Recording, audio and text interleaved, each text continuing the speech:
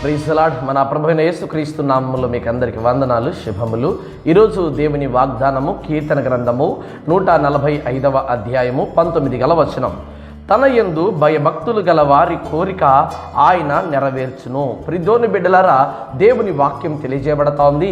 ఎవరి కోరిక అయితే నా కోరిక దేవుడు ఆమేననాలని, నా కోరికను దేవుడు నెరవేర్చగలిగిన వాడని నీవు విశ్వాసం ఉంచుతున్నావు కదా.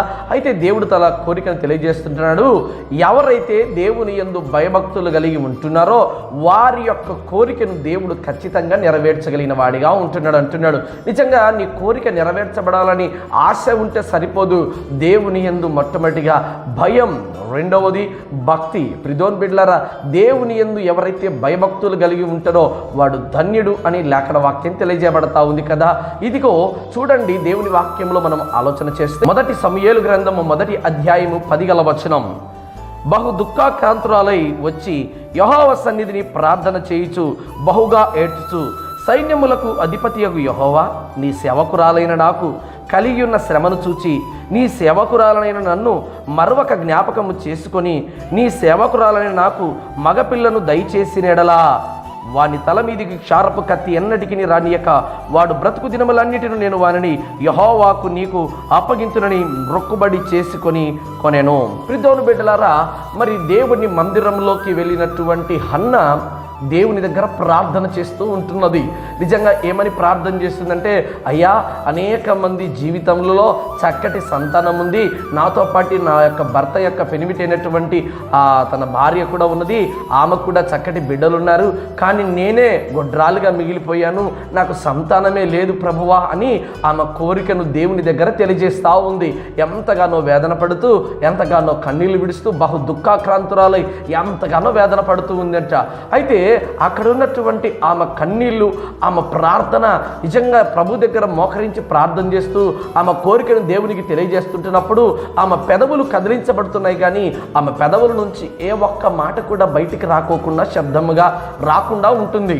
అక్కడే ఉన్నటువంటి ఏలి గారు చూసి, నిజంగా ఈమె కొత్త మద్యము తాకి మత్తురాలై ఉన్నదేమో, దయచేసి లేవమని అనగా ఆ తల్లి అంటుంది. చూడండి ప్రియదేవుని బిడ్డలారా, 15వ వచనం.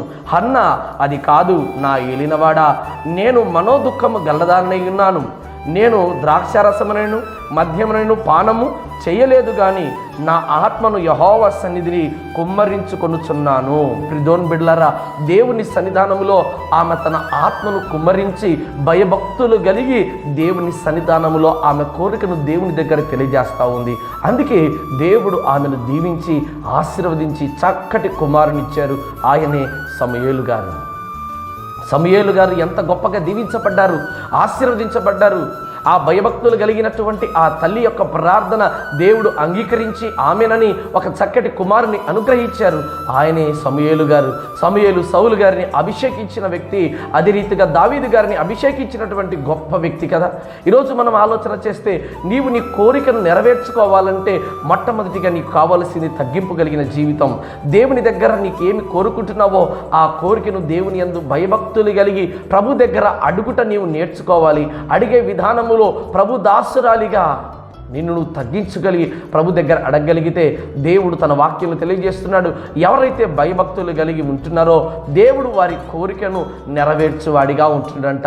నీ కోరిక ఈరోజు నెరవేర్చబడాలంటే హన్నా ఏ రీతిగా ప్రార్థన చేసిందో, హన్నా ఏ రీతిగా దేవుని మందిరంలో తన కోరికను దేవునికి తెలియజేసుకొని తన ఒప్పందాన్ని, తన యొక్క మాటను దేవునికి ఏ రీతిగా ఇచ్చిందో, ఈరోజు నీవు కూడా దేవుని దగ్గర నీ యొక్క ఒప్పందమును దేవుని దగ్గర మాట ఇచ్చి ఆ మాట ప్రకారం నువ్వు భయభక్తులు కలిగి బ్రతకగలిగితే దేవుడు ఖచ్చితంగా నీ కోరిక నెరవేరుస్తాడు. అలాంటి దీవెన దేవుడు నిశ్చయముగా ఈ దినానికి దయచేయును గాక. ఆమేన్.